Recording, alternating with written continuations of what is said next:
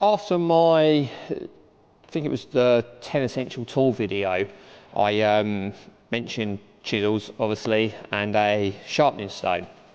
And I did say if wanted we would do a sharpening video, and the fact is there is no, in my impression, right or wrong. As long as it works for you, that's fine. But again, I've had a few people say, oh, would you mind doing one? So I'm going to do one.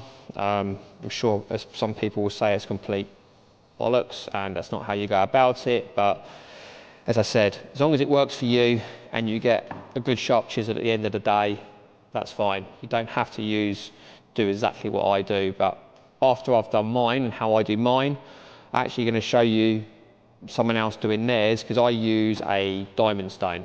Basically, I use a diamond stone and they use a Japanese Waterstone, so you're going to see two different ways of doing it.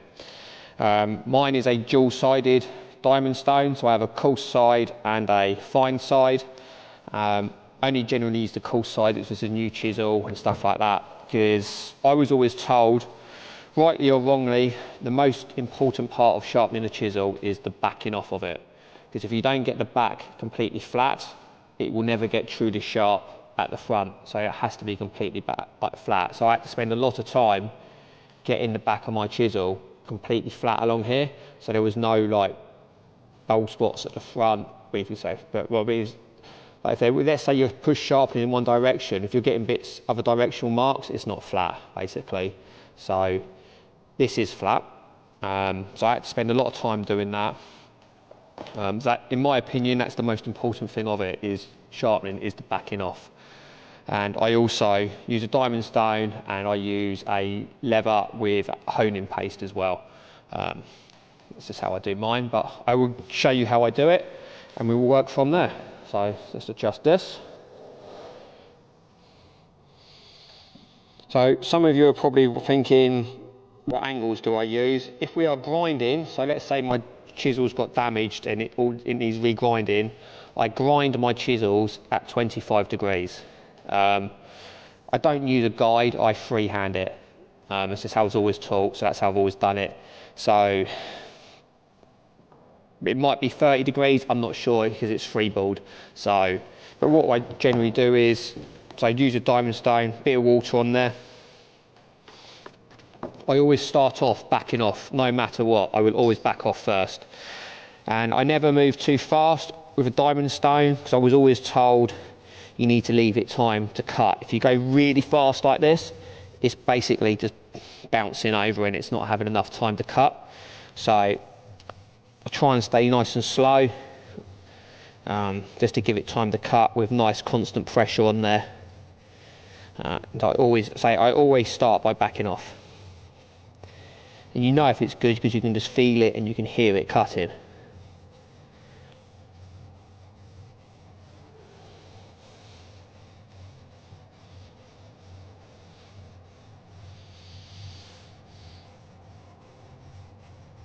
And so I'll do that for a little bit, and once I'm happy, I just quickly look at it, and then I will go to do with the actual edge of the chisel itself. For that, bit of water again, and we'll just spread it out a bit, and I just basically lay it down, and when I lift it up and water comes out, for me that's enough of an angle, which is why I'm not sure exactly what angle I do it at. So I just do that, constant pressure, lift it up, again nice and slow. I sometimes rock with it just because I find it easier, so I don't rock the chisel as much, and I work my way across side to side. I know some people do the figure of 8, which is more on stones, so they wear evenly, but I don't find you need to do that as much on a diamond stone. So once I'm happy, got a nice consistent line across there, I will basically go back to backing off again now.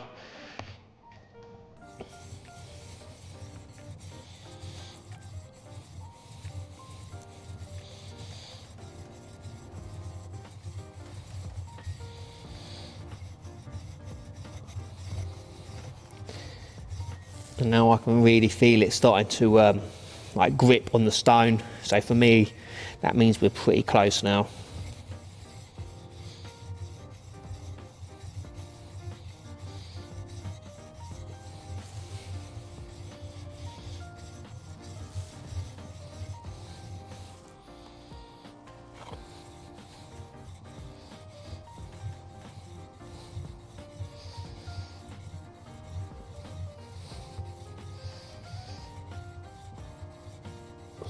Let's have a look at that.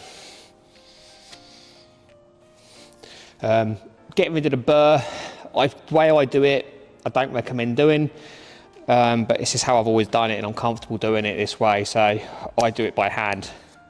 I do it like this.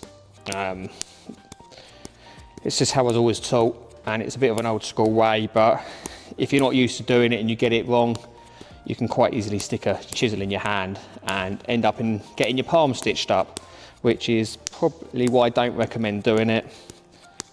But a lot of other people just get a lump of wood and do that to get rid of the burr itself. So that's absolutely fine as well.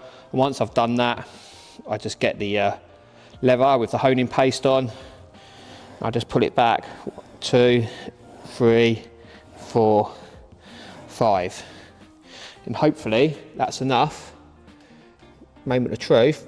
If I can shave with it, like I can, as you can see here, can you see? Probably you can't see on there, but there we go, it's fall in. That means it's sharp enough.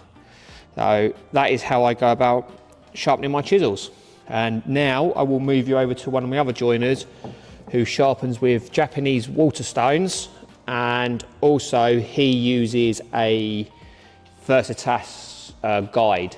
So that's a bit, you can see the different ways of going about it, and just proves that there is no right or wrong way, it's whatever suits you. So if you're happy, you get the result you want, happy days. And with mine, when they're starting to go a bit dull, I will go back over the honing paste a couple of times, and then I will go basically, once I've done that and it's not quite getting as I want, I'll just back it off quickly, back on the honing paste, and it's done.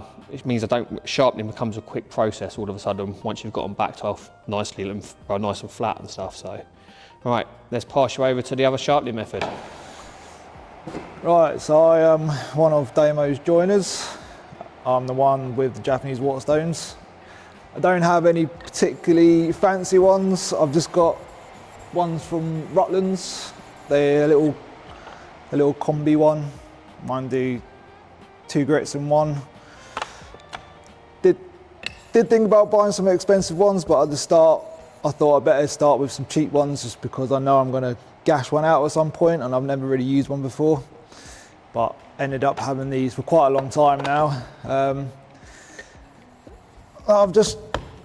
haven't really bought any others yet. Like Damen, I back mine off first, but I go up through the grits until I get a nice clean back face again.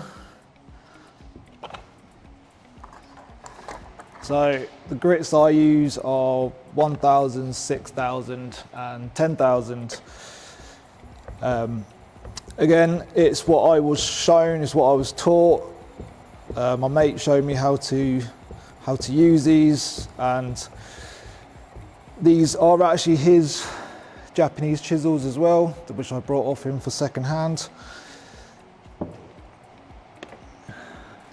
Now over time these do start getting hollowed out, so I've just got myself any old cheap big diamond sharpening stone so I can flatten off. But I've recently done that, which I was shocked to see how much I'd hollowed mine out, because I've not really done it before. So I also use a Veritas honing gauge, or guide, sorry. They do come with lots of different settings, but I just end up using the 30 degrees. Don't really change much from that. So you've got a little measuring guide here, which there's a little line here, you just set it up to So I think this is my inch chisel without measuring.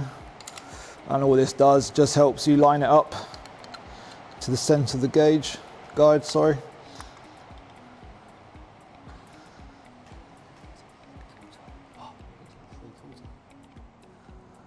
Yeah, it does look like a 3/4.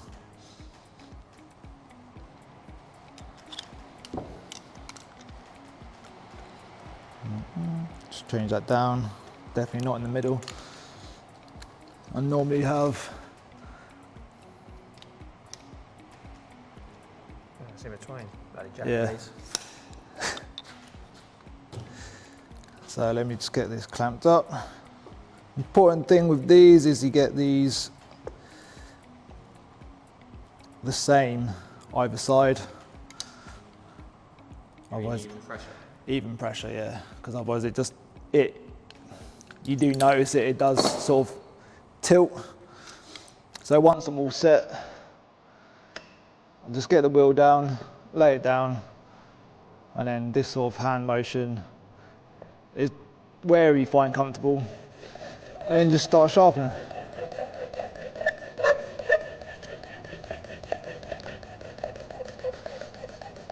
I try to use most of the stone, and when I normally do all my chisels at once, so I'll flip the stone around each time. I've heard that you should only use a little bit and work down, because once you've gone over it once, it's technically not flat anymore, but I'm not that precious over my stones. And if it gets the job done, I'm happy, and it comes out sharp. That's the main thing for me. So once I've done the 1000 and change over to the 6, again I'll do this through every chisel, all the backs. I just got mine at 30 degrees, like I said earlier. Do most of my things like this. Don't really play around with different angles.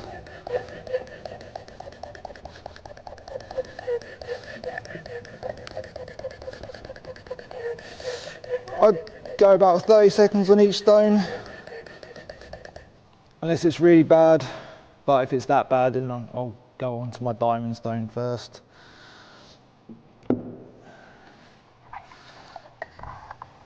This one also has a 6000 on it, no sorry, a 2000, but I've never once used that. And in the future, when these do finally break or chip out, or I don't know, or I'm just feeling like I want to get something better, I will look at getting some expensive ones, but I'm not. I thought I'd get these because I'd chip them out, but they've actually lasted me quite a long time now. So as long as they're good to me, I'll keep using them.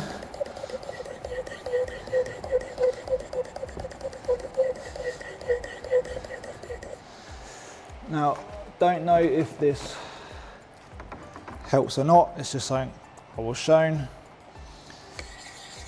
But I got one of these little blocks. Apparently this draws out the paste, and I'll normally just do that on the last one.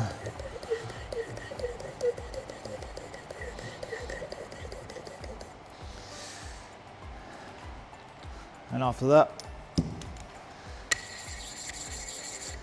I then just on the 10,000, I'll then back it off again.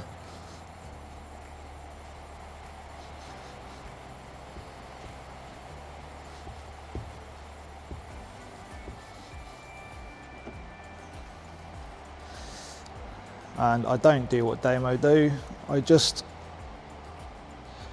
do that on mine, just to take the burr off. And if I'm happy with it, it looks good, looks clean. All right, so that's basically two different methods of sharpening, one using Japanese Waterstones and one using diamond stones. I found the Japanese one quite interesting because I've never used them before. In my opinion, incredibly faffy, which is why I don't use them. But I can see why people do, and I can see how sharp they get, so I do think it's pretty cool.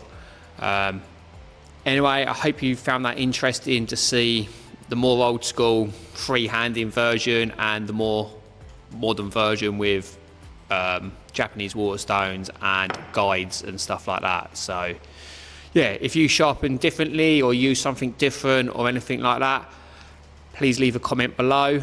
Try and be friendly, obviously. We're not doing this, basically just trying to show people what we do because we've been asked to. So yeah, but if there's anything that you do as well, it'd be great to hear from you. So thank you very much for watching and look forward to reading the comments.